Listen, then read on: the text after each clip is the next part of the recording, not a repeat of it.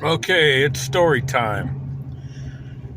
In the early 2000s, I don't know, right around the year 2000, I worked at a Round Table Pizza in Auburn on East Valley Highway or A Street, Southeast Auburn, just down the hill from Lake Taps. And there's an Albertsons right there too that it was kind of connected to in the parking lot. Anyway, there was a girl that worked there. She was 16 years old. She was the biggest girl I've ever seen in my life. Now, I don't mean fat. I mean, she was tall. Her shoes, in a men's size, must have been like 17 or 16.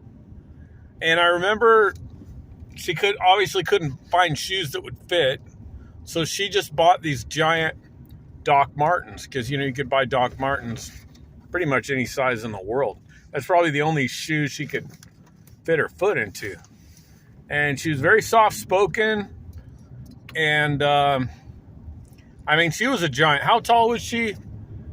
I don't know. She was probably 6'7", 6'5". I could be exaggerating, but she was huge.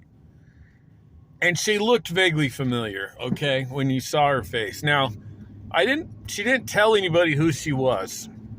But many years later, I'm watching a documentary on a famous person, and they mention that the famous person lived in his final years in the Black Diamond, Auburn area. And they also mentioned at the end that he had a daughter. Who is this person?